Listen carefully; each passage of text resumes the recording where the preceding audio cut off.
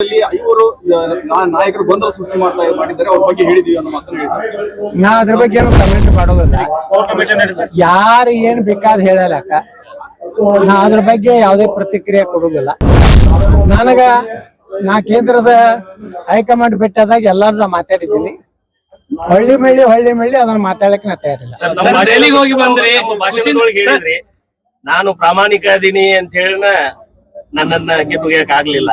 ಹೌದು, ಯಾರು ಸರ್ ಕಿತ್ತೊಗಿಲಿಕ್ಕೆ? ಭ್ರಷ್ಟಾಚಾರ ಅವ್ರ ಹಗಣಿದ್ರು ನನ್ನ ಬಿಡ್ತಿದ್ರ ಇವರೆಲ್ಲ ಕೂಡ ಏನೋ ನನ್ನ ಮ್ಯಾಗನು ರೇಡ್ ಹಾಕ್ಬೇಕಂತ ಮಾಡ್ಯಾರ, ನನ್ನ ಮ್ಯಾಗನು ಇಂಟೆಲಿಜೆನ್ಸ್ ಇಟ್ಟಾರ, ಎಲ್ಲಾನು ನೋಡಿ ಬಿಟ್ಟಾರ್ರಿ. ಏನೋ ಆಗಿಲ್ಲ, ಅದಕ್ಕೆ ಸುಮ್ ಕೂತಾರಷ್ಟೇ. ನಿಮ್ಮ ಪಕ್ಷದ ಗೌಡ್ರ ಬೆನ್ನಿಗೆ ಒಂದು ಶಕ್ತಿ ಇದೆ ಅಂತಕ್ಕಂಥದ್ದು. ಭಗವಂತನ ಶಕ್ತಿ ಇದೆ, ಜನರ ಶಕ್ತಿ ಇದೆ.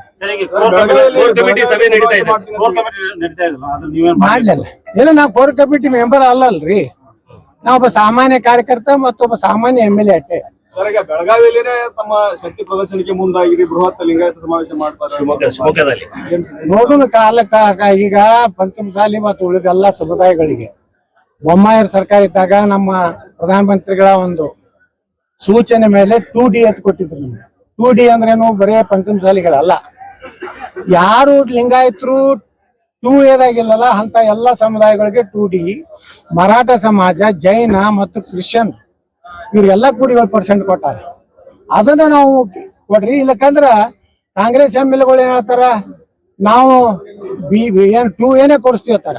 ಅದನ್ನಾರು ಕೊಡ್ರಿ, ಇದನ್ನಾರು ಕೊಡ್ರಿ, ಎಲ್ಲಾ ಸಮುದಾಯಕ್ಕೆ ನ್ಯಾಯ ಕೊಡ್ರಿ. ಅದಷ್ಟೇ ನಮ್ ಬೇಡಿಕೆ ಇದೆ ಹೊರತು ನಮ್ದೇನೋ ಅದ್ರೊಳಗೆ ಏನು ಗೊಂದಲ ಇಲ್ಲ, ಏನು ಇಲ್ಲ. ನಾವು ಶಕ್ತಿ ಪ್ರದರ್ಶನ ಮಾಡ್ತೀವಿ. ನಮ್ ಗುರುಗಳು ಈಗಾಗಲೇ ಘೋಷಣೆ ಮಾಡ್ಯಾರ. ಸರ್ಕಾರಕ್ಕೂ ಹೇಳ್ತೀನಿ, ನೀವೇನಾದ್ರೂ ಅದ್ರ ಬಗ್ಗೆ ಬಡಿಲಿಕ್ಕೆ, ಅದನ್ನ ಇದು ಮಾಡ್ಲಿಕ್ಕೆ ಮಾಡಿದ್ರ ಅಂದ್ರೆ ಅದ್ರ ಕೆಟ್ಟ ಪರಿಣಾಮ ನೀವು ಎದುರಿಸ್ಬೇಕಾಗ್ತದೆ. ನಾನು ಸೈಲೆಂಟ್ ಆಗ್ತೀನಿ, ರಮೇಶ್ ಜಾರಕಿಹೊಳಿ ವೈಲೆಂಟ್